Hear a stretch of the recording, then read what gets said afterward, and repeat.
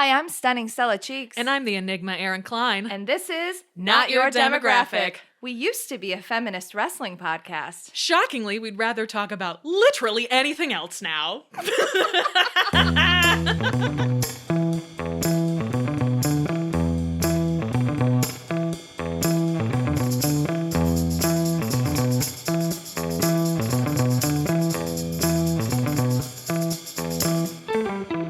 Welcome to the podcast. Hello, everybody. We're going to leave that in up at the top. I'll probably put it on the end if anybody listens to the end. All right, fair.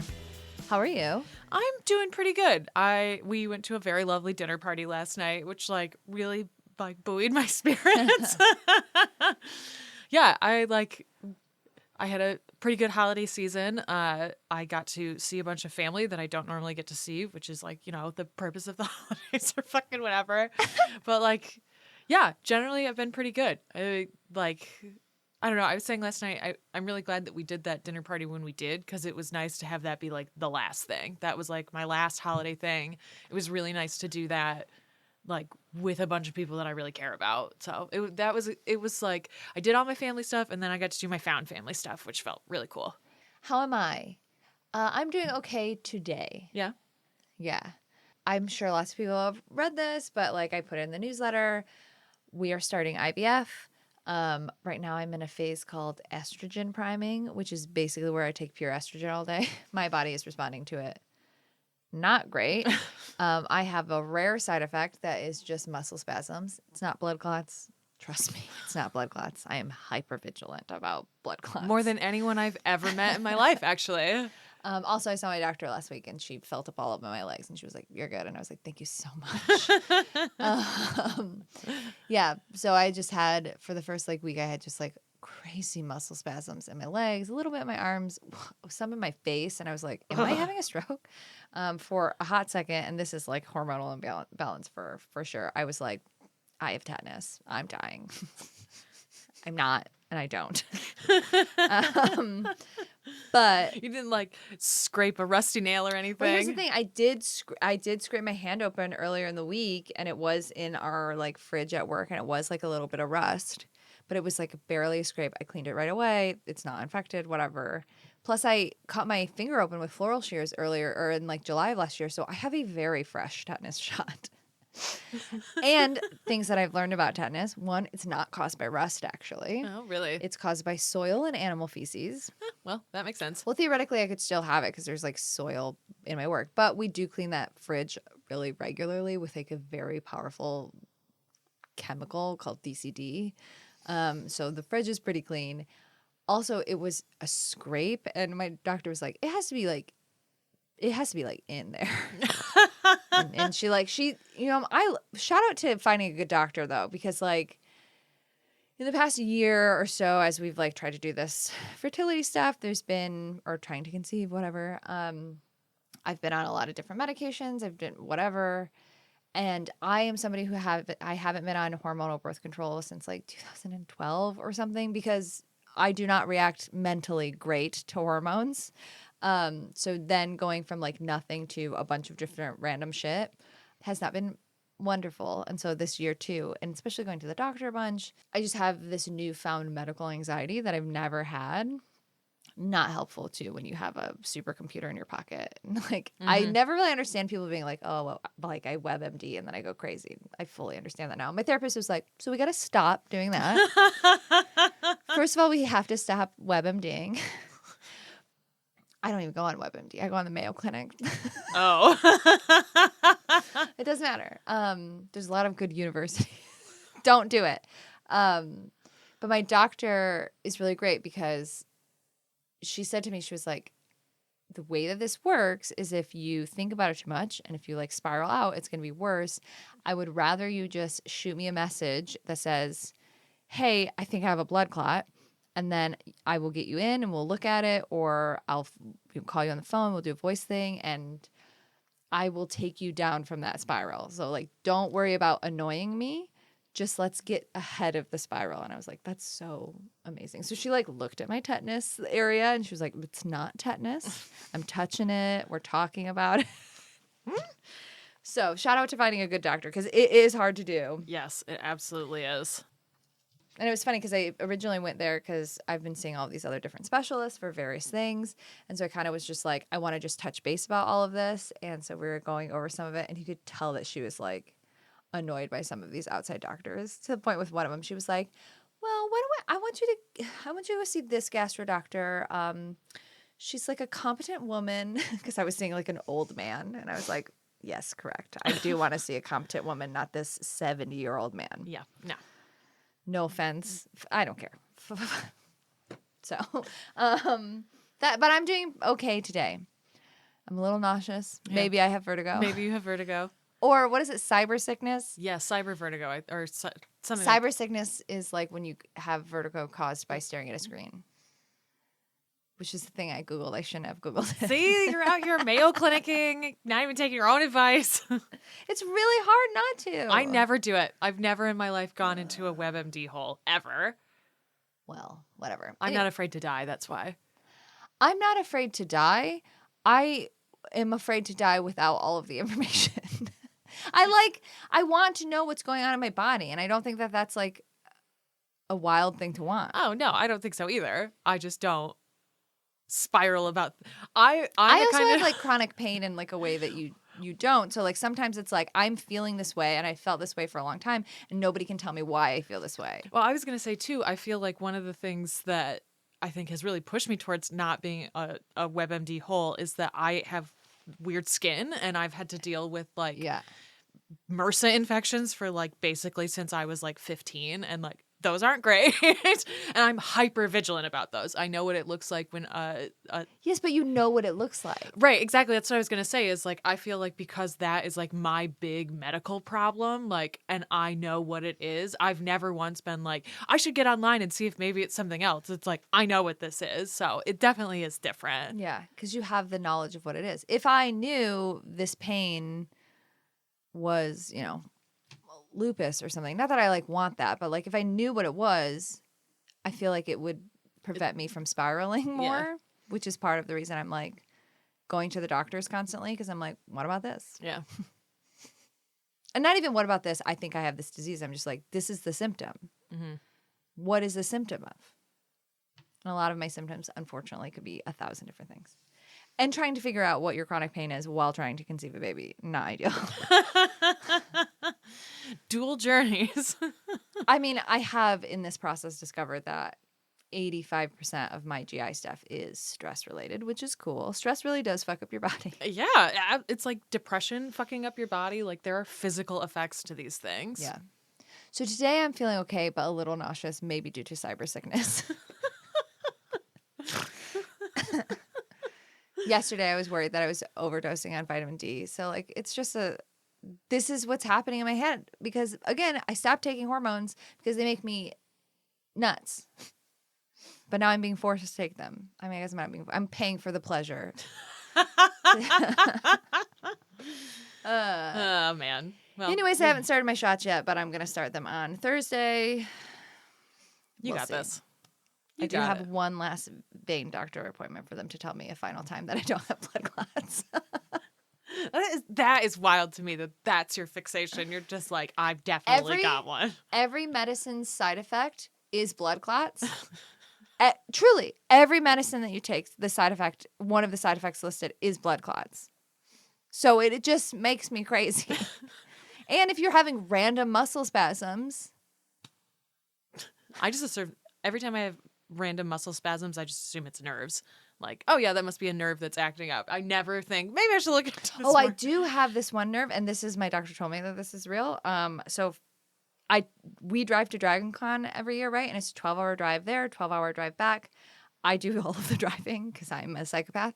And after that, this year, I started getting this burning sensation in my left outer thigh. And honestly, I Googled it, and everything that came back was super non-malignant, benign. There we go. Malign. I was like, we'll get there. Benign. So it calmed me down because I was like, oh, I'm not dying. This is 99% this thing. And then I went to the doctor, and she was like, yeah, it's that thing. It's just like, it's not pinched nerve. It's just like from prolonged sitting or whatever. There's something that can cause it. And what it feels like is just like I don't know, like a sausage size, like it's long but not very thick, and it just feels like burning. Mm-hmm. And it lasts for 30 seconds and then goes away. Oh, interesting. Apparently, like it can be worse and last longer or whatever. But she was like, that is truly, honestly, nothing. Like, just walk around, stretch. Mm-hmm. If it gets really bad, we'll have to like, come up with PT stuff. But she was like, that's not killing you. That's not a blood clot. That's nothing. That sucks. But that's just from, And it makes Being sense alive. that I was like, oh, that makes sense because I basically drove for 24 hours straight Yeah. in a span of like 4 days. And she was like, yes, Don't do that. correct. Delegate. Anyway, so I have a lot of this new medical anxiety, and I'm about to put a bunch of bullshit in my body. You're already putting a bunch of bullshit in your And body. I can't do archery because of it. And It's that is bullshit. actually the worst part. That sucks. But you can do if you get pregnant, right? You just can't do it during. It's because like all the drugs are. The idea with IVF is that they go in and they harvest a bunch of eggs because then they'll like put the sperm in there and then they'll be like, how's this looking? And then if it looks good, they'll put it back inside of you. But normal ovulation, you're releasing like one egg at a time. So it's crazy to put you under to scoop out one egg because that egg might just be like, Not viable, get fucked. So what they do is they pump you, they like suppress everything with all of these drugs. And then they give you drugs that fucking hyper like make your ovaries go nuts and are like, here's 1,000 eggs. So because they're doing those extremes, your ovaries and like tubes or whatever are very sensitive. So like lots of twisting or movement, like you're not supposed to pick stuff up, like because you can torque your tubes or whatever. And like the main side effect there is not blood clots, though blood clots are a side effect, as they are with every medicine, is called ovarian hyperstimulation syndrome. I don't like that. It's what it says on the box, but it's not great.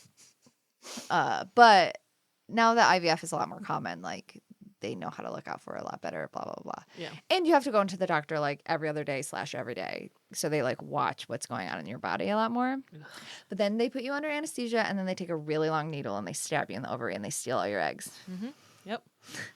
I had to have a test when we had some flags when Jean was in utero that we had to have a ton of genetic testing done very early. And one of the things that they had to do was test my embryonic fluid. And so that's how there are two ways that you do it. You can either stick a giant needle into your stomach and then they take it out, but there's like a higher risk of fucking with whatever that's in there. But it's what they do if it's like there's no other option. And then the other way is they go in through your vagina with basically the same thing and they like root around in there. And Were you under anesthesia for that? No, I sure the fuck was not. Let me tell you the best part of this though. When I had to go in and like the nurse is helping me get ready, I'm like up in the stirrups or whatever. I'm like pregnant enough that you could see it. And it was still masking time because it's 2021. And so everybody was always masked at all of my appointments. And this guy walks in, who's the doctor who's going to do this extraction with his mask on. I don't know what he looked like without his mask on. With his mask on, he looked exactly like Jason Alexander. Straight up looked like George Costanza came in to take my eggs. And I was like, I could not stop laughing about it. And it was like, take these eggs and get the fuck out of, or take this embryonic fluid and get the fuck out of this room. And I will never forget him, ever. It was like, I told the nurse too, I was like, he looks a lot like Jason Alexander. And she started laughing. She was like, I did not notice that. That's so funny. Mine is thankfully under anesthesia. Ugh, that's nice. And this is, just round one. Maybe it will work the first time. Maybe it won't. I told my husband, I was like, I reserve the right to, if I hate this, never do this again. I'm willing to do it once and then TBD. Truly TBD. So anyways. You're trying. That's cool. You're doing a good job. I'm doing better today. All right, what's your rant? My rant. After just ranting about IVF. It's IVF related, as you know. Okay, this thing is wild, and I do not I feel like this is very in the same universe of I don't like when people ask me how I am, because it, to me, is signaling like a fundamental lack of like how language works. I don't know. Maybe that is a wild take. Who knows? My brain isn't really working great. So, with this fertility stuff, I have like really wrestled with like how much I want to talk about it. I talked to my husband because my husband's a lot more private than I am, and so I was like, "Would it bother you if I talk to people about it? You know, whether it's on the podcast or whatever?" And he said no, which I was actually very shocked about. Yeah, I'm a little surprised by that. But the one thing is, I like, and truly, this is not meant to be a shady thing. I like really don't want to be one of those women who's like crying on the internet. In like a video being like doing a thing where like I start with like 10 roses and I'm like, these were my eggs and now I only have one rose and now they're dead or whatever. I've seen a lot of crazy shit Ew. in IVF internet, which is just like not a place that I'm like prepared to be yet. No. Because it's a lot of like long-term trying to conceive people, which is that sounds awful, and maybe I'll get there and maybe I will also be sad a lot. But right now I'm just like kind of at the beginning of the journey, so I'm trying not to spiral. But I am being pretty open about it because I don't want to not make plans. I don't want to, do that type of thing. So I'm talking to like my employers and stuff and being like, hi, this thing's about to happen. I might have to call it sick, or I might have to get a procedure, or I might feel like I'm going to stab something, so I'm not going to come into work. Or, scheduling a D&D game and being like, hey, I'm going to say yes to this now, but I reserve the right to say no later on. And most people have been really chill about it. But that, because I'm talking about it pretty openly, mostly as like a way to set boundaries for myself, because I am somebody who does not like to cancel things. I feel like a lot of guilt, all of that stuff. So I'm trying to like mostly get ahead of my own guilt for these things. And just like actually asking for what I need. Right. But that does require me to tell people that I'm doing IVF. And there have just been like a large handful of people who, when I tell them that I'm starting IVF, say the word congratulations to me. And the way that has filled me with such deep rage. It is a weird thing to say. I kind of understand why people do it, because what they're saying is congratulations on starting your journey. Congratulations, but it's not the start of my journey. Nobody starts with IVF. That's true, right? So like, it's not the start of my journey. It's indication of like kind of like a rough go so far that I haven't talked to you about. It is not guaranteed. I think there's this like misconception that IVF is like 100%, and it's fully not. No, it's not. It's really expensive. I'm very privileged and very grateful that like we have the means to do it. It is expensive, and it's crazy. Like I have to like mix up my own drugs and just shoot myself, and hopefully hope I'm getting the right dose and I don't like kill myself. Like, congratulations that you have the money to do this. I know that's not what they mean, but like I'm trying to say, like, in what world is congratulations the response? The response should be like, thank you for letting me know. Let me know if you need anything. Not congratulations. There's a way of saying like, not necessarily congratulations in that exact word, but like, I'm really happy for you that you're doing this. Not like, why are you happy for me though? Well, I like the intention of it is I'm happy that you've made a decision that you are trying to have children, and I'm happy for you that even though it's been a rough go that you're doing this next step. Like I understand that behind it, especially if it's like people you know really well. But see, like it's a lot of people that I like either know really well, but like they don't know. It's people that don't know that I've been doing this already. So this is me just like, I don't know. There's just something about the word congratulations that is like infuriating. I mean, I fucking get it. Congratulations. There's nothing to congratulate me about yet. Other than like, congratulations, you have the funds and means to do this. No, I think you have the funds and means, and you also have like the determination to do it. Again, it's not fucking easy. Like, I just need people to not say congratulations. That's fair. I think that's fair. I think it's a wild thing to say. I just feel like I just really wish people thought about the words that came out of their mouth more. Maybe that's the actual rant. Yes. I need people in 2025 to be a lot more intentional with the words that come out of their mouth, especially because then you say something and then I have a reaction to it and then they're like, well, that's not what I meant. Well, how the fuck am I supposed to know that? Oh my God. The difference between intent and interpretation, like that is that is a constant dance in relationships because like sometimes you say something and the intent is one way and they interpret it another. And it's like, okay, my intent wasn't that, but I'm hearing you. I understand why that happened. Here's how we can navigate around that. That's with people that you have like. If people actually do the hearing part and not just the defensive part. Which is the hard thing, right? Like, you always want to feel like you're the one that's doing it correctly, right? And, like, that's just human nature. You just want to feel like, yeah, I got what you said. And, like, again, sometimes my couples therapist talks about this all the time about tone and intention and how what really needs to happen is in those moments, you cannot solve it because your stress levels go up and your, like, fight or flight kicks in and, like, you literally cannot handle it appropriately, especially when there's something like that, tone and intention, and they just, like...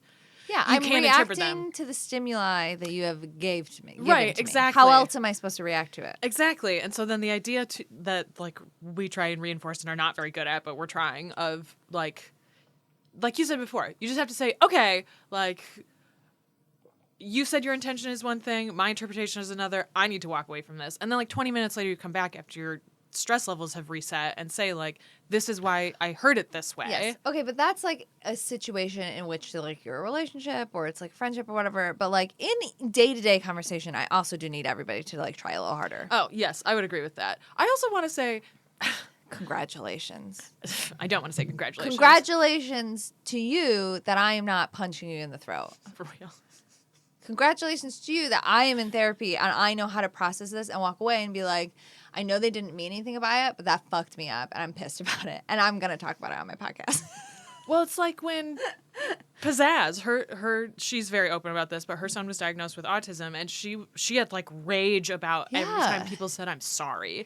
Which is a crazy thing to say. And I told her too, I was like, I kind of understand the intention of, I'm sorry that you will have to deal with how bullshit everything is. But is that their intention? I don't think a lot of people are. That was what I said to her. Their it was intention is I'm sorry you have an autistic child, but which like is bad. Right. And like I think that being intentional about those words too in that same case of I'm sorry you're going to have to deal with a bunch of bullshit. And like that isn't your son. It's everybody fucking else. And like I think that there is again a tone and intention way and an interpretation way of that working. But I agree. And I also want to say just because you're being intentional about the exact words that you use, you also have to be intentional about what you're trying to fucking communicate because you can be super particular about the words that you're using. And if you don't consider them as a whole, maybe do that. It's like when you're a Shakespearean actor and you're like doing the homework or whatever and you like know what the words mean individually, but if you don't know what the like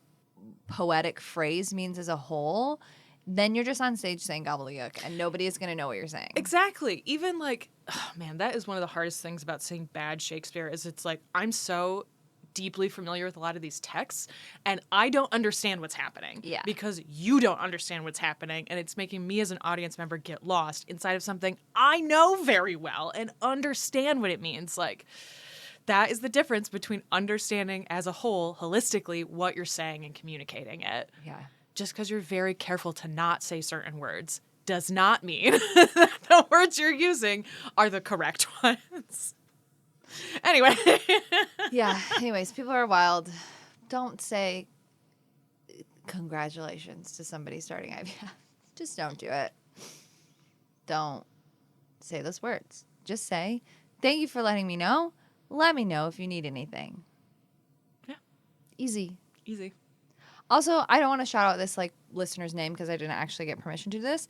But I put in the newsletter all about IVF and I was like, if any of you have experienced this, like I'd love to talk about it. And one of our listeners did reach out and we had like a lovely conversation and she was very positive and supportive. And it was just nice to hear from somebody who's actually done it. And that was like very affirming and I really, really appreciate that. And she was like, you can keep asking me questions and stuff. Cause like those questions are invasive. Like even when I'm talking to somebody, the handful of people that I like know who or have interacted with who have done fertility stuff or IVF, like even though they bring it up, I still before every question say, the next question I'm going to ask is invasive. And if you don't feel comfortable answering it, you don't have to, even though we've already established the boundaries of this is an okay conversation because it is so like, maybe you don't want to talk about this part of it because it's very invasive and personal and whatever. it's a journey. That's not fun. It's a journey. Ugh. It's your hero's journey. It's not your hero's journey. It's my villain's journey. This is how you become the Joker. No, there are so many other villains that I would be other than the Joker. The whole Joker doesn't have any motivation. No, he's just chaos. But not even interesting chaos. His motivation is, I want that boy to look at me. And that is not interesting. Sometimes it's interesting if it's the point. No. This is an anti-Joker household. It's an anti-punchline household, but that's, you know. I hate Punchline. Yeah, she sucks. She stole my face and my name, and I hate her. I forget that that's why you hate her. Well, also because she's like a lady edgelord, and it's like, okay, I mean, she's an effective villain. Like, she's not. There's a lot of anti-heroes and like nuanced villains of like, are they a bad, like Poison Ivy? Is she a bad guy? Like, she's like, you know, yeah, she murders people, but it's mostly rich men who are trying to pollute the earth and like goals, you know. So, but Punchline is just bad, which is refreshing that she is just bad. But also, she's bad. She sucks. You're supposed to hate her. People are like, Punchline. I'm like, no, she's like bad. There's nothing nuanced or redeeming about her. And that's okay. There should be more villains like that. Anyways. What is your rant? All right, I have a small rant, and then I'm going to talk about FSA. Okay, so I have this meme that I found years ago. I don't remember where it came from. I don't have any idea how I found it, but it was a black box with a photo of Tom Hulce playing Mozart when he's like ill and he's conducting, and above it said Kirk with a semicolon and then that, and at the bottom it's yes, at last I will be freed by death. And I loved it. I thought it was so funny. And then I switched phones and I don't have it anymore. And I cannot fucking find it anywhere. That seems very easy to recreate. I know, but that's the thing, is that I could probably recreate it, but like I want to find it. Like, somebody made it, they should have credit for it. Like, nobody gets credit for memes. I mean, I know some of them are labeled though, and like I cannot find this meme. I posted it on Twitter on one of those like post something from your camera roll about how life or whatever, like how are you going into this what's your vibe, right? Exactly. And I posted it for that, so I remember it being on Twitter, but I don't have a Twitter anymore. We deleted our Twitters. And so if anyone has ever seen this meme or has it, please fucking send it to me. I need this meme in my life. I want it in my camera roll again. It's awesome. I love that movie, Amadeus. Tom Hulce is incredible. And also, he does totally have like a Kirk-like journey. Have you ever seen Amadeus? Yes. I don't know. It's a 3.5-hour movie. That's a thing to ask. That's like I've seen Amadeus. It's like asking someone, have you read House of Leaves? I haven't. I lived with you while you read it, and that was enough for me. Yeah, you can see someone go through it and be like, no, thanks. That journey seems unpleasant. Yeah, that was enough for me. That's enough. So if anyone has that meme, I desperately need it. Somebody send it to me. Okay, I was going to talk about this up top and made a game day decision. Like, this is fully in my Because rant. I was like, this is IVF land. Yeah, it's like, that's fine. But it's medical adjacent. I was going to say, speaking of medical, I don't know how many people listening to this have an FSA or an HSA. If you don't know what that is, it's money that comes out of your paycheck before taxes that you can then spend on like medical stuff, supposedly. Some of it's like copays, whatever. It goes into that. Total out of my income this year, I had like $3,000 taken out for the FSA. And I spent some money at the beginning of the year on like sunscreen. A lot of sunscreen. A truly atrocious amount of sunscreen. And I had to get like labs done or whatever, and my fucking FSA company fought me tooth and nail about a dentist appointment and labs I needed to have done for my psychiatrist. And so they shut my FSA card down twice. And so for part of the year, I like didn't have access to any of this money. And so we get to the end of the year, my card is reopened. I've forgotten about it because of these like closures on it. So we get to, I want to say it was December 22nd. Oh, maybe. wow. So we were late in the year, and mine doesn't roll over, and neither does Michael's. And so how does it not roll over? It's your money. Yeah, well, that's the same thing as vacation days, right? That's technically part of my pay, but if I don't use them before the end of the year and they don't roll over, sorry, like that's what it's like, which blows. It should all roll over, but it doesn't. And so last year, Michael had a similar thing where he was like, oh shit, I have like $1,000 in here. I'll buy some sunscreen. We'll get diapers or fucking whatever. So this year it was both of us, and we both had. He was like, "Yeah, I've got like $1,500. I'll just buy a bunch of shit for the house, so I don't have to do any of that. I just have all this fucking money I had to spend." And I was like, "Michael, I need you to pull up my FSA account because I don't know how the fuck to get into it, and show me exactly how many dollars I have." I had $2,100 in this fucking account, and I had to spend all of that before the 31st. What did you get? I got some very expensive skincare items, including one of those fucking light masks. I saw Victoria Beckham use it in that weird documentary, and then later she put out a thing about her skincare, and she was like, listen, I know this fucking sucks, and it's really expensive, but this thing works. She's like, it's basically the only thing I do for my skin now. And I was like, well, you're beautiful and rich, so I saw it at the beginning of the year on one of those like FSA stores where it's like, here's stuff that you can definitely buy with this card. And I saw that, and I was like, who the fuck has enough money to do, how the hell would you have this? It's like $600. Yeah. And I was like, who would ever have this? And then I got to the end of the year and I was like, how do I burn $2,100 in 6 days? Yeah, and it's your money and you can't use it on anything else. Exactly. And it's like, it feels like such a scam because you get forced into having to spend all of this money, basically. It's really difficult. It is really difficult to remember to use it because it's not like, you can't pay for like IVF drugs with it. It's not that much. It's only like $3,000 throughout the year.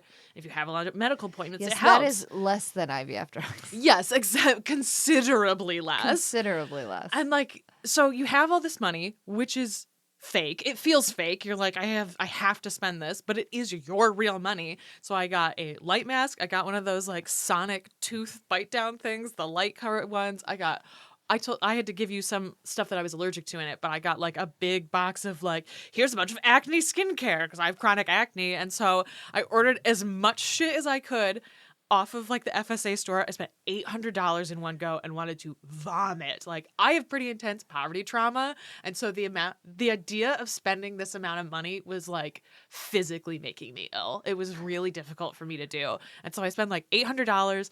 I still have so much money I have to spend. I spent $400 on Supergoop. I was like, I don't even care that I don't need this sunscreen. I'll have enough sunscreen for the rest of my life. Oh my God.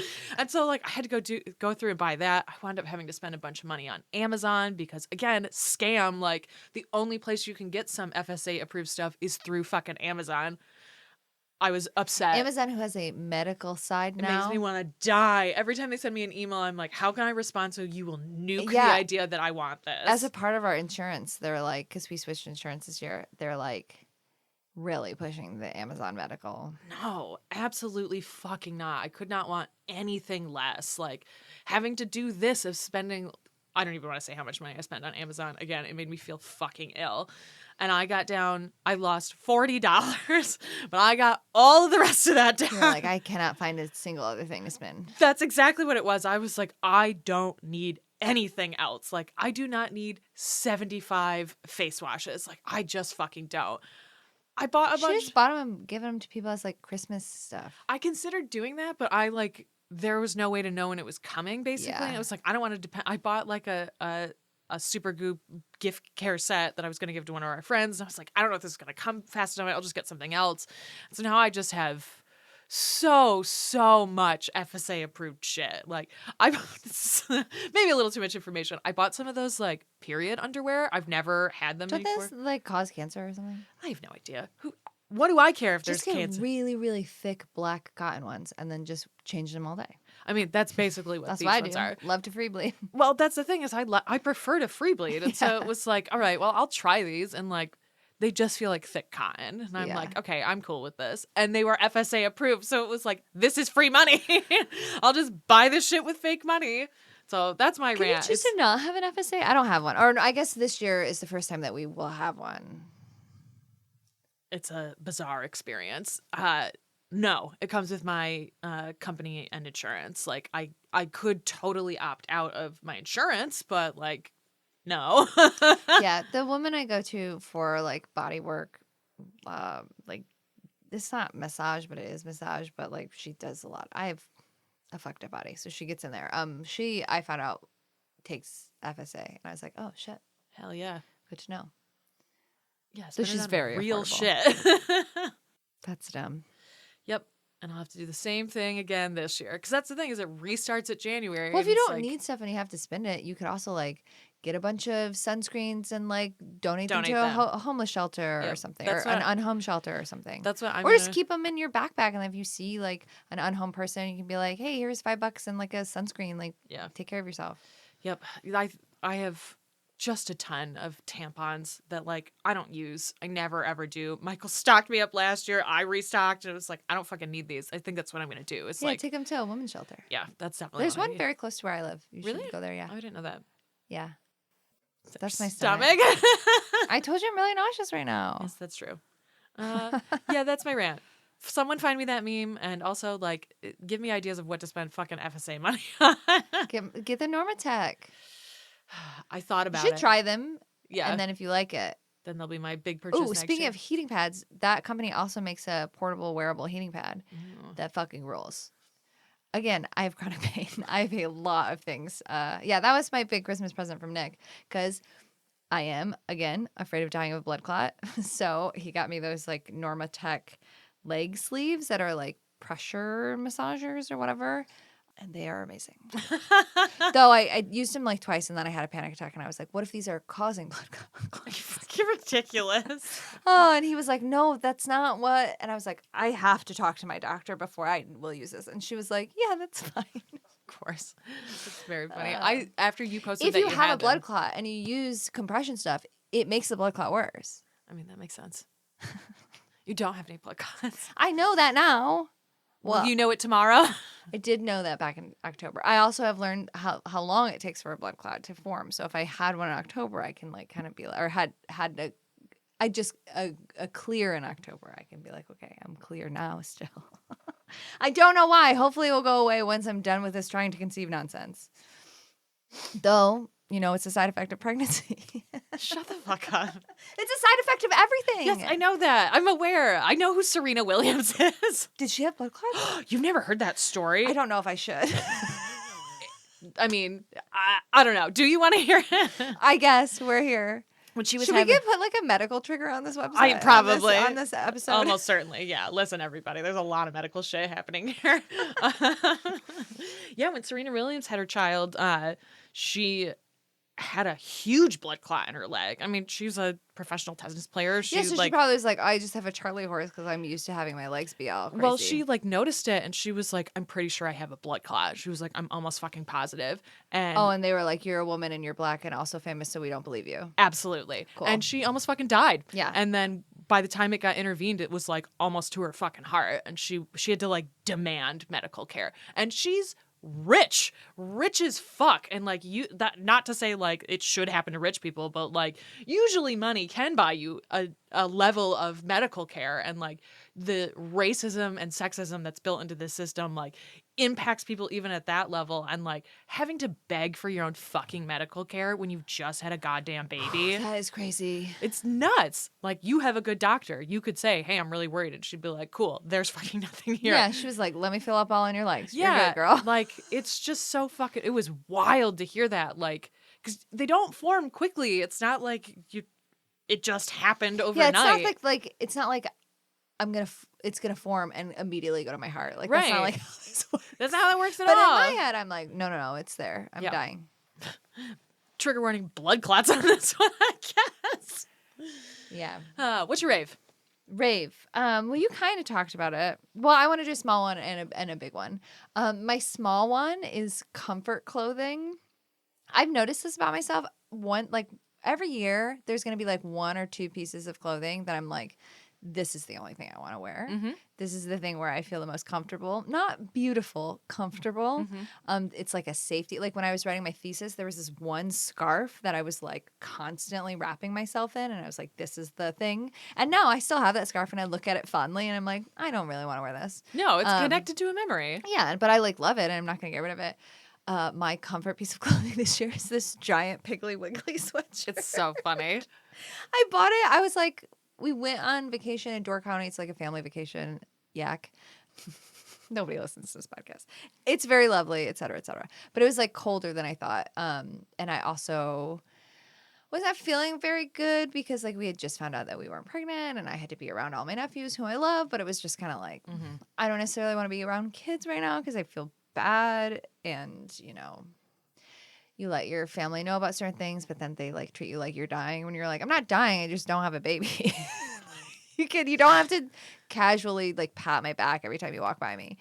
Anyways, I was cold and we were at the grocery store and Piggly Wiggly pops off with merch. They're the best. It's like They have- Buc-ee's.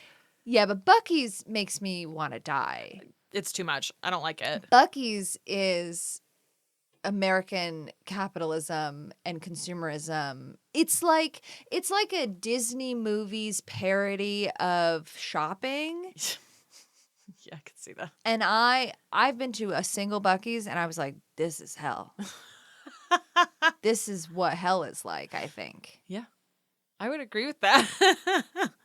Yeah, I hate Buc-ee's. Piggly Wiggly is a functional grocery store full of good stuff that is just regular groceries and then has a corner of like some sick merch. A corner of sick merch is fine. A whole store branded on it. Yeah, I don't need Buc-ee's pecans. Also, I bought some Buc-ee's beef jerky, and you know what sucks? Buffy's beef jerky? Yeah, I'm Buc-ee's guessing. beef jerky. Like, everything that they have sucks. It's very funny. Anti-Buc-ee's, pro-Piggly Wiggly. Yeah, I like this sweatshirt a lot. It's really nice. It's like an oversized crew in like this like nice blue. It's just got a big Piggly Wiggly logo on it. It has the Door County on the back. It's not even the most comfortable sweatshirt I own, but it is my piece of comfort clothing for this year. And like the moment it is clean, I'm like, that's what I'm wearing. That's funny. I'm just like, this is it. This is my and then like my like one that is comfortable, but like I can dress up a little bit. I have like a maxi dress that I wear all the time for work and stuff, but like I'll put like a nice flannel over it and be like, I look kind of dressed up, but I'm mostly comfortable. I wore that when we went to Ethiopian food. Pro Piggly Wiggly. That's my rave, I guess. Your mini rave. My actual rave is small group gatherings. I am embracing JOMO for 2025, otherwise known as the joy of missing out. I don't really want to do stuff. I don't really want to make new friends. I don't want to really engage with a lot of my friends I already have. Like I do, but I like boundaries is a word that is thrown around a lot. And I don't even necessarily mean it in the like therapy way, but in the boundaries way of like, maybe boundaries is not the word. I just want to have parameters on social engagements a little bit more. My friend Ray Ray has like a New Year's Day standing tradition. She's from the South, so she has like this, you know, on New Year's Day, it's very important for her to cook this certain meal, and she's been doing it since like it's her family tradition. So she does that every year, and she invites like a handful of people, and it's very low key, good food, just chilling. This year was particularly nice, and that was really nice. And then a couple days later, we had our Russell Gang Secret Santa or whatever, and it was very low key. Like gatherings of 10 people or less. Chef kiss, like so good. You can individually talk to everybody. Not everybody's talking over each other. You can just kind of like, you can all be in a group at once and all be talking or like all be simpatico or whatever. There's like no pressure to like, low one-on-one hangouts. There's pressure, right? In a small group setting, you could not talk for 20 minutes and still be having a nice time. You sure can. But everyone is still like engaging with you. You're not just like alone in a corner. I don't know. There's just something nice about a gathering of 10 people or less. Select people, obviously. Can't just be a random 10 people. No, that sounds terrible, actually. And like as we discovered yesterday too, that like potlucks, man, that's the move as like an adult dinner party. Yeah, dinner parties with food, and especially like I experience both, right? Like at Ray Ray's thing, like they make the meal. I made like a cheese board or whatever, and I think another person brought some like veggies, but it wasn't a potluck. That was just like optional. But like you can have a small group gathering or a dinner party where one person is making the meal and hosting, and like that's still really nice. Or like potluck, man. Potluck is great. You just get a bunch of random ass food. The host gets to keep a bunch of shit at the end, which I'm sure is Nick very loves nice. hosting parties because, as he puts it, it's a net gain. I just rolled my eyes so hard. It's so funny. He's like, you always get like extra beer, you get like food, like you can go to bed because they leave and then you can just go to bed, like net gain. And he's not wrong. That's a good way to think about it, honestly. Yeah. Because you guys host a lot more than. Well, yeah. I mean, we have the space. Yeah, so exactly. It's mostly a space thing. And also, like, how do you get my husband to go to a party? You have it at his house. That is true. And like, honestly, speaking of like IVF and things like that, I've like told like basically all my D&D games, I'm like, I would like to be the one that hosts because at some point I'm gonna be like, I gotta go shoot up. Y'all ain't got no dirty needle receptacles here. Yeah. Oh, can I just another mini rant? When I was ordering like my trigger shots for IUI, one shot comes in the mail, big giant receptacle. I didn't keep it because I was like, what the fuck? Whatever. I order all my IVF meds, $6,000 worth of drugs. Makes you want to die. Mini needles. The tiniest little disposable. Same company. What is going? One alcohol pad. It's like, so when I get one shot, I get 25 alcohol pads. But when I get 25 shots, I get a single alcohol pad. Single use. What? So, there's that. You just do it in the bathroom at a restaurant because they all have dirty needle receptacles now in Illinois. I'm just gonna I mean, not you could do that. I mean, I'm just gonna get another one. There's lots of options, is what I'm saying. I bought more alcohol pads. Well, obviously. I was talking about the receptacle for the dirty needle. I mean, maybe it's big enough. You know, needles aren't that big, so maybe it's big enough. We'll see. We'll see. Ay. Okay, so what's your rave? My rave is I have been trying to stay off of social media. I've been about 40% effective. Like, it's just something that, like, I personally feel What do you count as social media? Instagram, for sure. That's Well, a big one that I'm like, I need to pull back from this in very particular ways. That Blue Sky is social media, but, like, I don't interact with, like, this sounds so weird. I don't interact with any of my, like, IRL friends, really. Like, Blue Sky is not for IRL friends. I never felt like Twitter was for my IRL friends. Like, there was you. There was, like, you and a couple people. And then there were people I made through Twitter. But, like, let's be real. A lot of people did not know how to use Twitter effectively. Mm-hmm. And so, like, you know, one of my friends who's a burlesque performer would, like, join Twitter and then follow me. And then their feed would just be like, here's my show. And I'm like, that's not what this is about. Mm-hmm. Unfollow. Yeah, that's not the venue for that. Yeah, I really love Blue Sky because it feels very much like early Twitter. And so I like that it feels very different and disconnected from the way that I used Twitter, especially. And so, like, I already don't post a ton on Blue Sky. I'll just kind of, like, scroll, and the best thing about Blue Sky is that when you repost something, that's it. You don't ever see any notifications about it. You don't see how many people interacted with that repost. Awesome. I don't need to fucking know every time someone retweets a retweet of mine. Like, I just don't give a fuck. Cool, interesting stats, sure, but, like, totally fucking unnecessary, sure.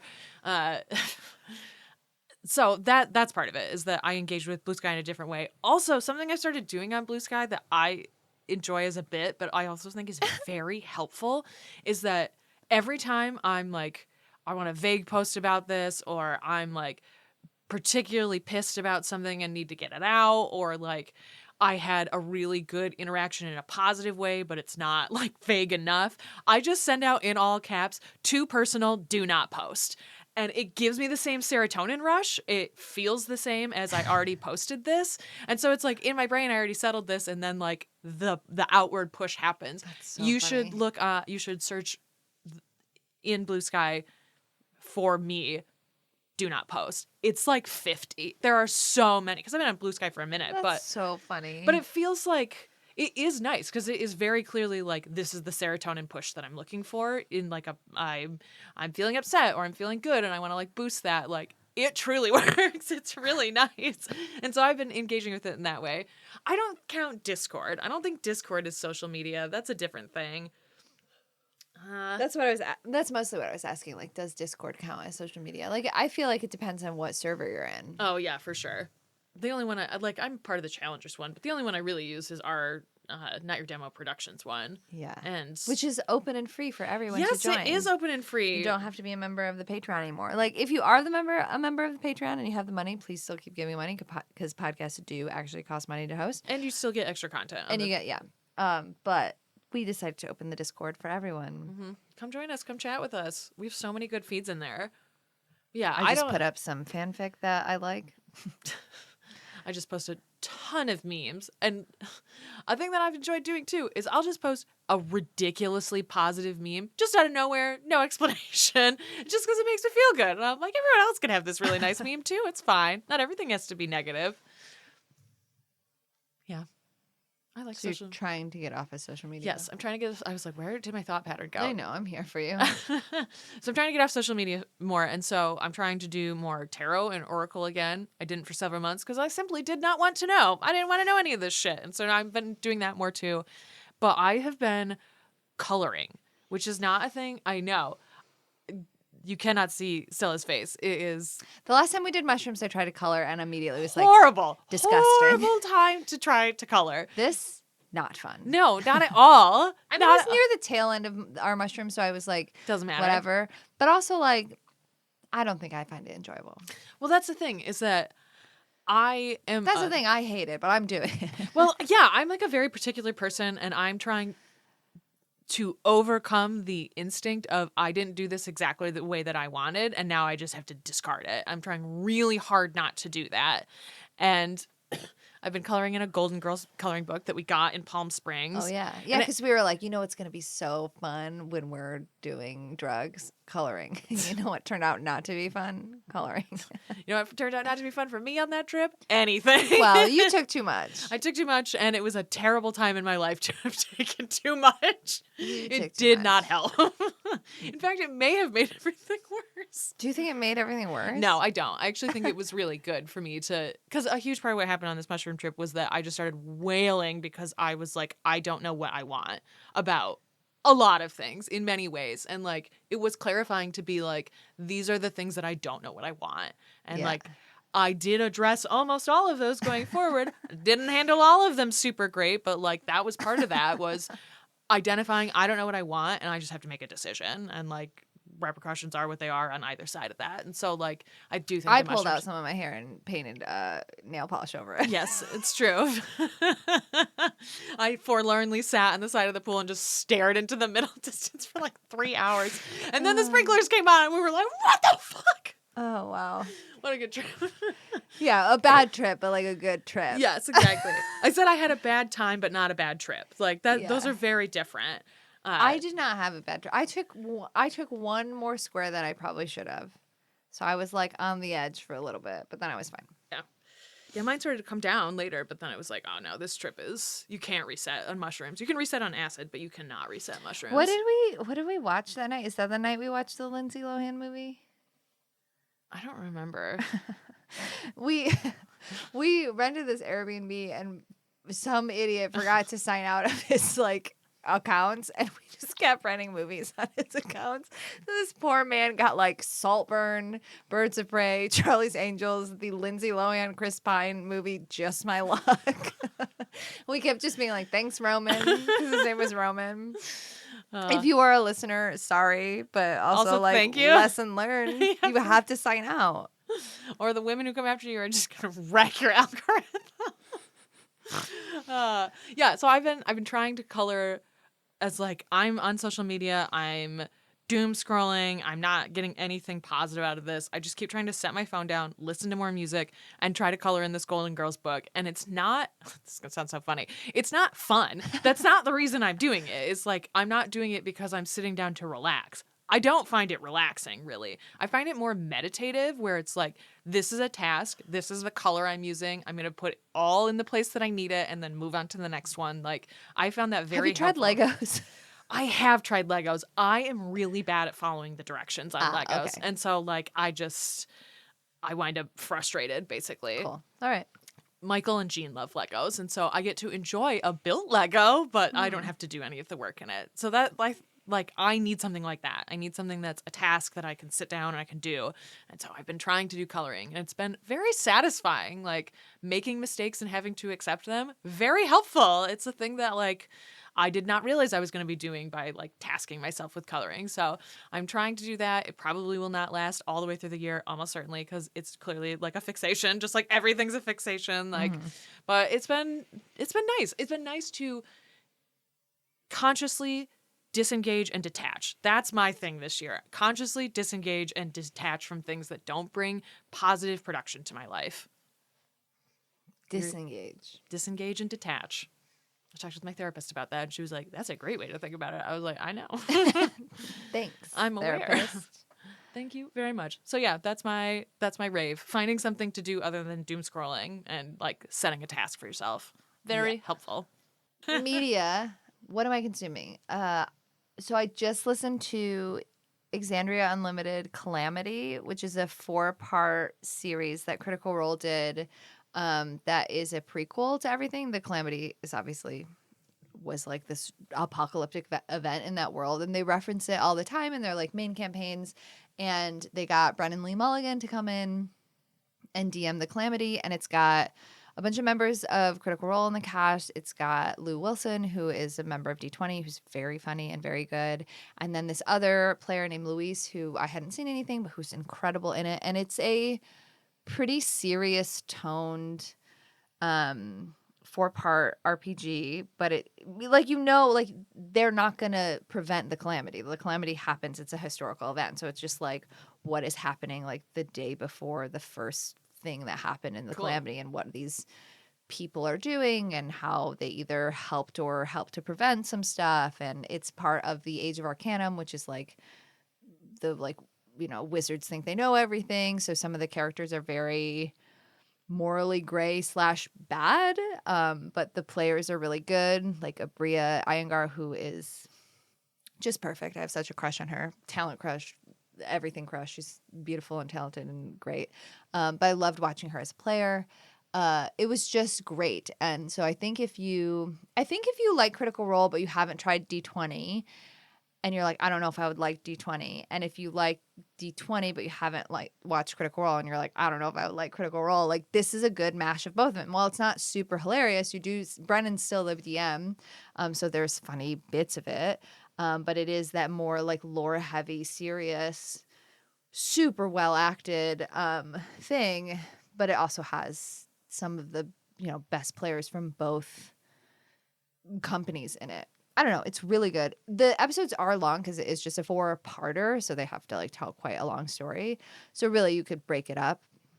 But it's so good, and I heard everybody talk about it. Calamity is so good, and I was like, yeah, sure. I mean, like I like all of the stuff, so like it's all good to me. And I was like, oh no, this is like good. And to tell like a story that has a bad ending, but to still tell like a compelling story, it's very good. So highly recommend Exandria Unlimited Calamity. Awesome. That's what I'm consuming. Fantastic. What are you consuming? I'm pretty sure that I've talked about this in the past on our podcast. Something that my husband Michael has done the entire time I've known him. I think he's done this for like 20 years. Is every year on Christmas Eve he watches Monty Python's The Life of Brian. And have you ever seen The Life of Brian? Do you know? I don't like Monty Python. Oh.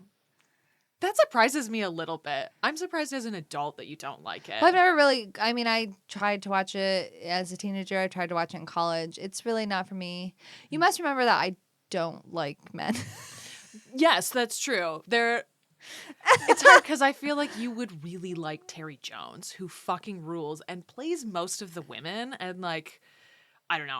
I particularly love him. I have a photo of him naked playing a piano on my wall at home because I think it's so it's one of my favorite recurring bits. I might like it. I don't know. It's just I'm predisposed to not like it because everything I really watch of Monty Python is like not for me. I mean, I totally get that. It's a very particular style of comedy, and like obviously it was a benchmark for comedy going sort of like the Beatles, where it's like they're early, also but not really a fan. Yeah, and like they're early, but they're formative. One of the best ways I've ever just heard like. The Ramones particularly is who I think of when I think of this, but there was this like meme joke on Twitter or Blue Sky for a minute about every fucking punk band from that era of the like 70s. They all have these like badass looks and they're like rebels against society and man, like fuck the man. And then they count down their songs. It's like 1, 2, 3, 4. Anyway, I saw my baby by the shore. Anyway, I saw my baby at the door. Like just the most ridiculous, like they truly feel like sea shanty lyrics, and it's like such a bizarre like juxtaposition about them that I enjoy as an adult that I would never have understood as a kid. Like this is formative punk because of the way they're playing the guitar. The words are fucking weird, and so like that's sort of how I feel about Monty Python sometimes too, where it's like this joke is really effective. I don't know that the way that they're telling it in this moment is the way that I would choose to hear it ideally now. Also, like Michael Palin is fucking incredible and has aged so well in that he's not a bigot. Didn't say something deeply misogynist. No, and like it's him and Terry Jones, man, and Eric Idle to some degree. Basically, just not John Cleese, who's a fucking piece of shit now, and Graham Chapman's dead. R.I.P. He had AIDS. It's it's a whole thing.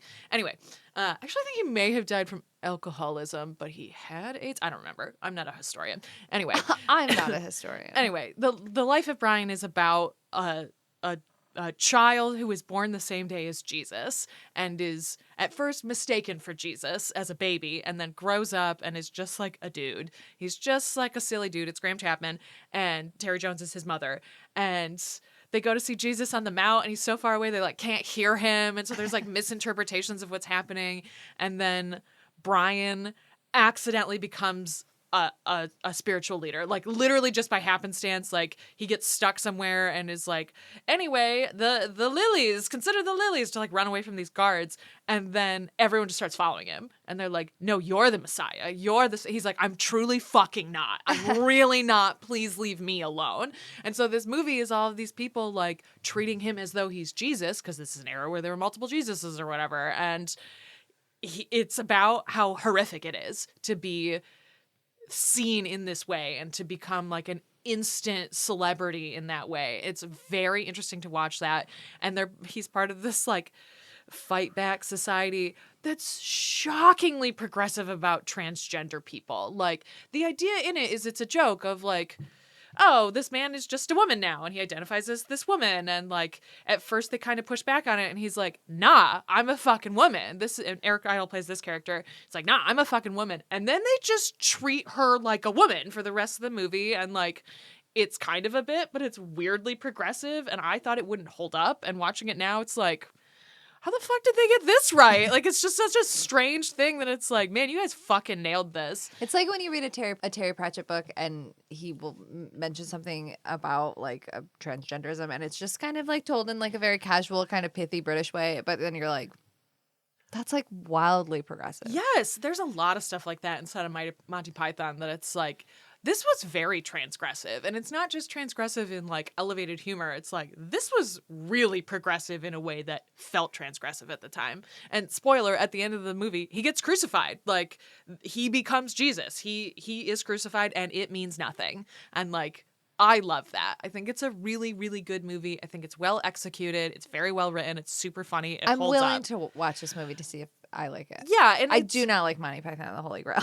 It's very different. Okay. It's a very different. Honestly, if you don't like Monty Python and the Holy Grail, you should read. You should watch Monty Python: The Meaning of Life. It's totally fucking different. It's sort of a musical, but like in a way that makes fun of Catholicism. I don't know how to explain that exactly, but like there's a scene where there's like a sex ed class and the teacher's just like casually talking about what sex is, and then his wife comes in and he like undresses and they just like have sex in front of this class. Like I'm willing to reevaluate my opinion about Monty Python with the caveat that I did watch a lot of it. Yes, that's I just didn't like it at the time when in my like late teens, early 20s. Did you watch a lot of Flying Circus? No. The show that they had? No. Interesting. What maybe did bits. you watch? Maybe I watched like bits and you know, I don't actually remember. Interesting. Yeah, I feel like you would like some of it as an adult. And like I had never seen Life of Brian when Michael and I started dating, even though I liked Monty Python and had seen a pretty decent amount of it. And so we started watching it every single year. And every single year I find new shit inside of it that I just find fucking hilarious. Every Christmas Eve we watch The Holiday. I love The Holiday. I saw it 3 times in theaters, It's twice on the perfect. same day once. That movie came out in 2006. I know, I was in college. I saw it with Alec Nagy. That's funny. Can I leave that voice in or that name in? That's fine. Okay. If you know who Alec Nagy is and you're listening to this podcast, boy, do I have a lot of stories for you. Yeah, so we watch A Holiday every Christmas Eve. I love that movie. It's so good. I haven't watched it in ages. Holds up. Christmas movie tradition. I love it. Mm-hmm. My family and I always used to watch Babes in Toyland on Christmas Eve, which I love and I really need my own copy of. We have it on a VHS tape, and that's how we watch it every year, which feels archaic. I used to be really about the Doctor Who Christmas special, but then I fell off of Doctor Who, and I feel like everybody's saying this last season is so good. I need to like. The problem is I tried to like reinvigorate my Doctor Who love by doing like a rewatch from 9, and I was like fucking into 9, and I was like, hell yeah, 10 is so good, and then I got to 11, and I was like, I don't know. You got to do just skip a season. I know that you're a completionist, but sometimes like you really just have to skip a season. And the thing is I do like Peter Capaldi. I think that his seasons are a lot better than people give him credit for. I think he's an excellent doctor. Stephen Moffat really pops off with 11 in a way that is unpleasant. Mm-hmm. And that's not a Matt Smith fault, and it's not a Karen Gillan fault at all. They are great. There are just some episodes where you're like, really? Stephen Moffat has a very, sometimes Tom King, who's a writer, comic book writer, has this thing where it's like every villain has to be a mastermind, but then they're ultimately not, because like the Doctor / Batman or whatever is actually the real, I don't know, it's just telling the same story over and over again. Ah, okay. Where it's like, no, this time they got him. And it's like, psych, no, the Doctor knew about this from the moment you even thought of it. And it's like, that's not how any of this works. I just got over the speech of like, don't you know who I am? I'm the Doctor. It's like, okay. We get it. We do actually know who you are. We got it. You know. So anyways, questions? Sure. Do you have them? Should I pull them up? You got to pull them up. Your computer's doing things. I'm recording the podcast. Yes, I'm aware of what your computer is doing. Okay, here we go. All right. Question time. All right. I feel like, Ooh, I don't know. way back when in our podcast when we had transition music in between segments. Sort of. That was some time ago, I believe. Okay. Here's the thing. We are using some of these questions on our website, and we don't have them. Who cares? What if we give a different question? Okay. Or a different answer? And Yeah, then that's fair. I just wanted to make sure that nuanced. was. Okay. Pick a number between 1 and 25. 9. Ooh, okay. Up. This is one you and I have talked about a lot. If you could remove one book from the regular required school curriculum, what would it be, and what would you replace it with? Ooh, what would it be? Well, I don't like Pride and Prejudice, but I do think that it's worth teaching, so I'll leave that. Well, you got to teach it. That's the problem. You got to teach it. Darcy is not good. Yeah, it's a satire. People don't get that. That's the thing, is people Not a love story. do not understand that so many of her books are satires about the time that she existed in. But it's so romantic. It's not romantic. God, I'm trying to think, like, what is even required nowadays? I was thinking about this the other day, where I think that don't get me wrong, I love classics. I friggin' love classic novels. But I feel like there should be more quote-unquote modern classics taught in classrooms. Mm-hmm. And that can be something from, like, the 60s or 70s. But I think there should be more, like, there are incredible books that have been written in the last 5 years or something. You know what I mean? Like, I think that there should be a reevaluation. There should be a more concerted effort to be like, okay, we teach 2 books from this era, 2 books from this era, 2 books from... And, you know, I'm not a teacher. Maybe, like, there is more of that. But I think if I was teaching, I would try and be more diligent about having, you know... I'm trying to think of a good example. I don't know, just something that is, like, more new or nuanced, like... I don't know, like a children's Bible or something like that. Yeah. Something that is a modern classic. I can't think of one that I would take out. I was the kid that really liked most of the novels. Like, people hate the Scarlet Letter, and I was like, this rocks. To be fair, I haven't read it since high school, but I remember being like, this rules, you guys. That's how people feel about, what is it, Lady... I was called it later Bovary. That's not right. Madame Bovary? Madame Bovary, Madame yeah. Bovary rocks. I liked that book a lot. She was wild. The scene where she eats the drugs, she just breaks into it. She just takes a fucking handful and is just like in madness, and then immediately is like, oops. Again, I have not read Madame Bovary since college. I think I just read that one for funsies. Yeah, I think you, me, and Pizzazz all read it together. Yeah, that book rules. That's funny. I think I would put more plays in. I would put more. It depends. Like, obviously, if you're in a theater major, you do read these. But in like a regular English class, like I would, we would read so many August Wilson plays. Mm-hmm. You know, like those are incredible. Which I think that's like modern classic. Like, if you're gonna teach Arthur Miller, which you should, The Crucible Fucks, you should also teach August Wilson. Mm-hmm. That's a good one. I agree that people should read more plays. Especially now where, like, humanity's attention span is nothing. Like, it's shortened to fucking nothing. And I feel like plays are a good in-between place for that. That's how I feel about contemporary poetry, too. But that's a lot harder to, like... You have to connect with that personally in lots of ways that I don't think it's appropriate for a high school curriculum unless you're, like, opting into it. Like, I took a modern classics class that was all stuff written after 1960. Which was awesome. Oh, you know what? Nobody should ever be forced to read On the Road. You had to read On the Road? I read that myself for a book club. I don't think I had to read it for school, but I do think it is probably like part of curriculums. Like, oh, we're going to learn about the beats or whatever. On the Road is trash, is misogynistic trash. Mm-hmm. And that era is full of misogynistic trash. Where like men were like, we're really doing something. And meanwhile, it was literally the women behind them who were like making it possible. Mm-hmm. As usual. And then they were like, you know what I'm going to do? Punch that woman in the face. And then you know what? Everybody's going to forget about it. And we're going to make a biopic about him. Mm-hmm. And forget that part. Mm-hmm. Uh-huh. There's a lot more like wife beating in the 60s and 70s than people talk about. And they're like, I love this person. He's so iconic. And it's like, do a Google. That one of my favorite Gene Kelly facts is that he's one of the only performers of his era who did not ever do blackface.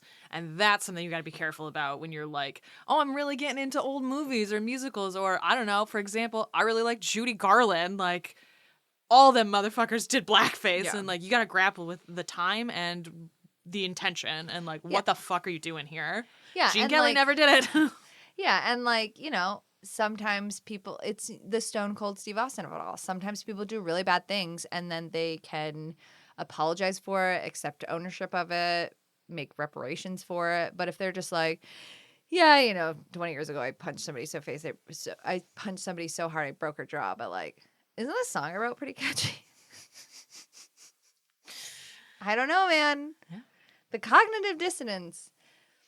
That's true. Like, again, everybody's allowed one problematic fave. You're fine. You do have to acknowledge that they are your problematic fave. Oh, for sure. I would say that mine is Elvis, but as a living person, it's John Travolta, for sure. I love him. Oh, that is a good one. Yeah, right? And that's hard. That's a rough one. He's a Scientologist who's closeted in many fucking ways. That's a rough one. Who, like, was busted on. That's the thing, is that he had, like, a sexual thing, like a bust, but it was because he was at like a happy ending massage place where like that's what they do there. It's not like he just took his fucking dick out at a regular appointment. Like it is very difficult because a lot of it's really complicated. A lot of it's very messy. Scientology alone is rough. Yeah. But he also had like a kid die. His wife died in like a terrible pool accident or some bullshit. Like the Hollywood classic. Yeah, right. Exactly. Like, of course, you drowned in a swimming pool like they do over there. Ooh.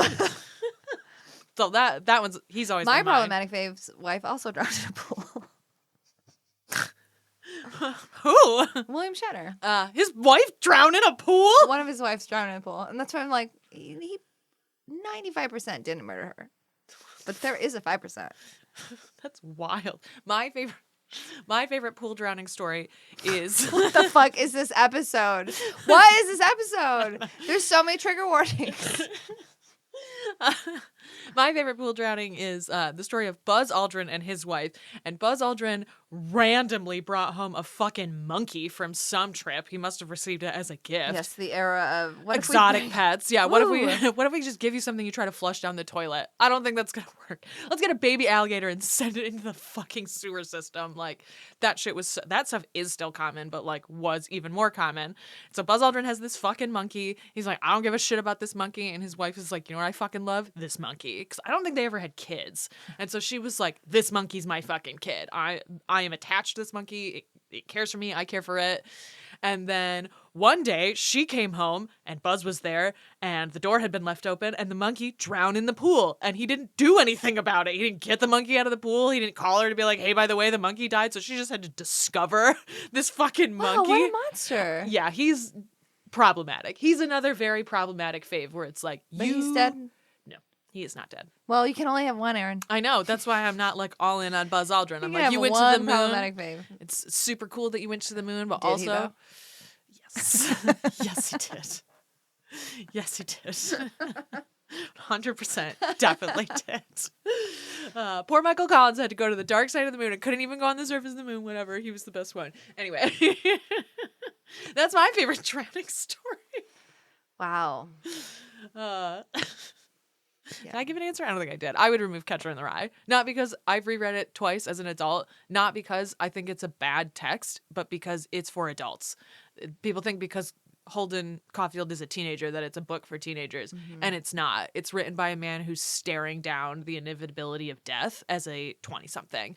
Way different. Way fucking different. And like that book is about a kid who tries to commit suicide. And like it is very difficult to internalize that as a 17-year-old in a way that you like when you've only been sad about how a boy dated another girl or Some whatever. people have like real depression. Well, as no, I mean, but 17-year-olds. like as a curriculum, Yeah, I yeah. don't think that it hits the way that people want it to because teachers don't actually teach it very well because they don't want to get into the suicide. They don't want to get into a lot of it. It's like, let's focus on this part of the text. And it's like, we should be viewing this as a whole. Yeah. I think the problem with a lot of English curriculum, again, like I don't know a lot about like pedagogy in high school, et cetera, but like there are important themes to teach, like, you know, Great Depression, whatever, Regency, etc. But like I think there should be an evaluation of, is this book that is famous for this, like The Grapes of Wrath or something, is this book the most effective way to teach this through literary whatever?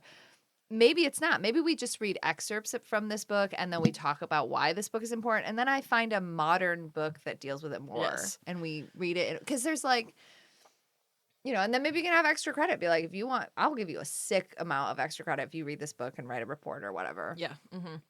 And like, because it's not about comprehension. It's about, did you read this book? And like, you can read a whole book and not understand it. That's what happened with Catcher in the Rye when I was in high school, and I fucking hated it. And then as a 20-something, I was like, I'm going to read all the books from high school that I could never get through or didn't like or whatever. And that was one of the ones that I was like, I'm going to read this because I fucking hated this book.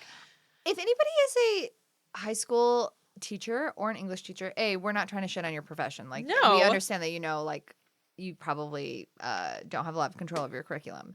That was more of a complaint about the education system in this country. Yeah. But if anybody is a high school teacher or has kids in high school or whatever, I would be so interested what a English class curriculum looks like right today. now. Yeah, I would agree with Hit that. me up with that. Yeah, I would love to see that. Yeah, that would be really interesting.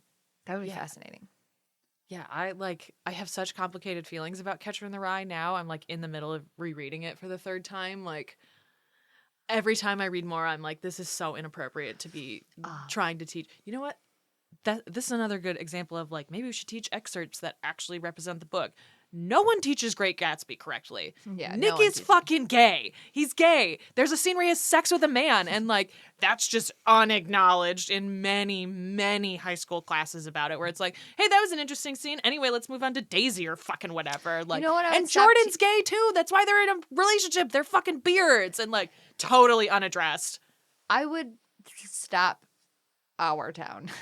Because that's another one of no, like, No one understands it. You as a 16-year-old cannot comprehend Our Town. No, again, you cannot understand the inevitability of the horror of aging and having to accept that, like, death is coming for you. And that's what all of these are ultimately about, is, like, having to grapple with your own humanity and your own mortality. Do you know what? 16-year-olds can't do that. Do you know what I would keep in the curriculum? The Old Man in the Sea. That Yeah, book fuck slaps. you. I fucking hate that book. That book slaps, and everybody is No, like... it doesn't. He goes out to the middle of the sea. It takes him forever to catch a fish. He loses it to a shark. He comes back, and the whole thing starts over. I understand that it's the monotony and the repetition. That's what the whole fucking book is about. It's fucking terrible. It's only like 100 pages, and I still can't get through it. I love that book. Fuck that book. I told you, I was that girl that was like, actually, this book slaps. Same. I should reread A Scarlet Letter.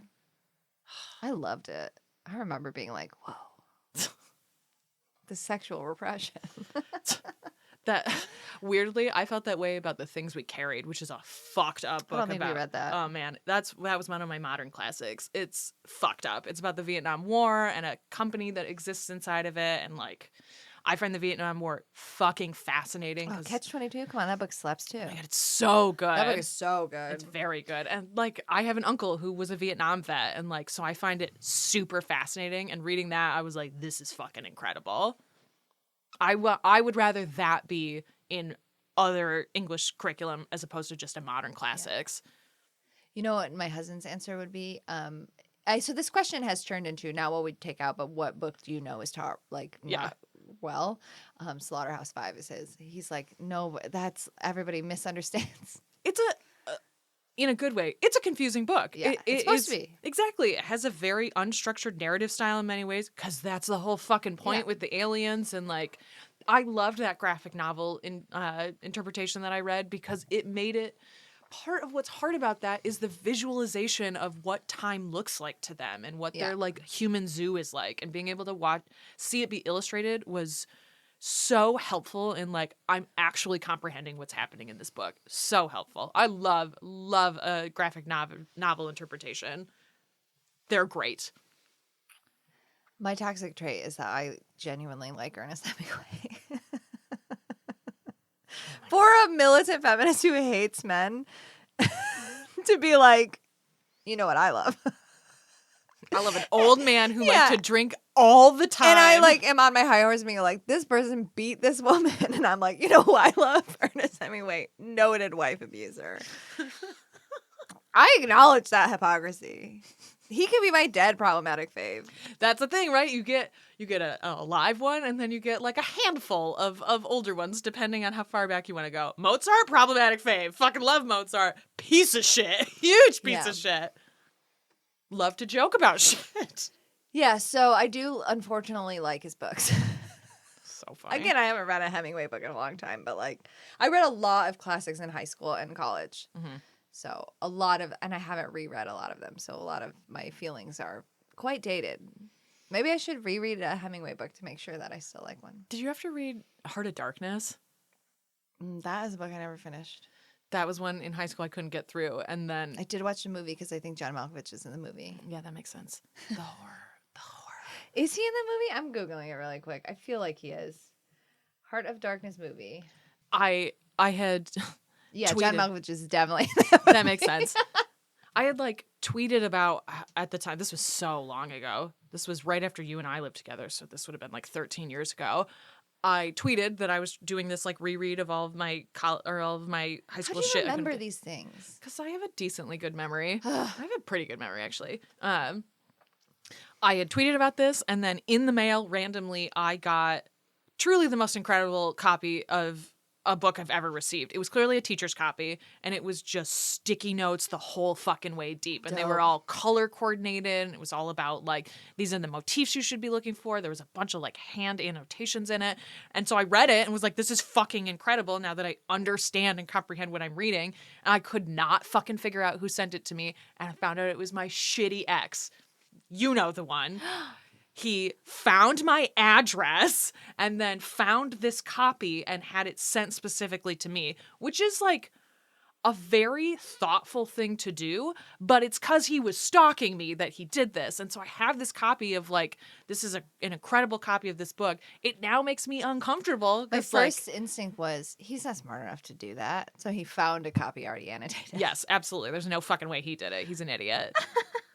Yeah. Anyway, complicated feelings. Anyway. Okay, let's That's the wrap up the end. podcast. Oh, real quick, our corner of like, what have you done? Oh, I gave a bunch of money. That it was one of those like, I'm doom scrolling.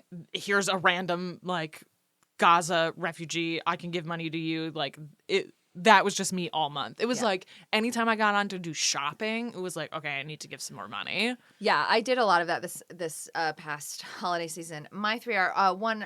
We did the book drive for the kids. Oh yes, that went so well. Yeah, I spent like $1,200. I think I raised $1,000, then I put in $200, and I bought like 130 something books for the kids, and that was so fun to just give comic books to kids.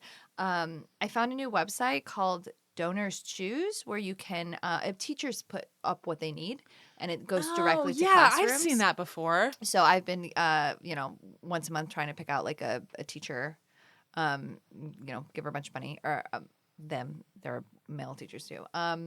And non-binary, et cetera, et cetera. And then also I put in our newsletter, but I don't know if you guys heard about this, but Sesame Street is being defunded from Max. So Sesame Street in a couple of years will not have a home. Hopefully they'll find it, but like Sesame Street is so deeply important. So I now have a recurring donation into the Sesame Street Fund because those puppets need my money. For real. We haven't had a Muppets movie in over a decade, and that's why society is the way it is. That's a thesis. Mm-hmm. That's it. Okay. Anyway. All right. Now we can wrap it up. Okay. You can find us on the internet. Our Instagram is NYD Productions. All my stuff is just Stella Cheeks. Mine is at NYD Urgency on Instagram. Also, I have gone through and updated our website. So the links to all of our stuff, our Discord, our Substack, our Patreon, our personal stuff, all of that is up and correct on the website. So if you're ever like, oh, I wanted to join that Discord, but I don't know where they're posting it because they are inconsistent on social media, you can go to our website and all of that stuff is there. Yeah. And if you ever have any questions, you can just email us at nydpods. That's it. We'll see you next week. Next week? Next month? We'll see you next month. We'll see you next week. Back to the mines like it used to be. Anyway, yes, we will see you next month. All right. Anyway. Have a Wednesday. Have a Wednesday, everybody. Bye. It was a long one. It was a long one. I got to call Car. I gotta go. I do have to go.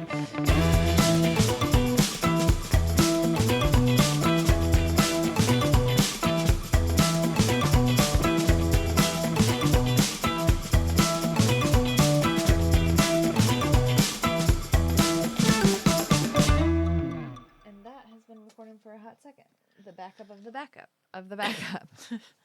We won't get fooled again. Yeah, so it will either be good quality or it will be bad quality. It will be middling quality, but it will be of a quality.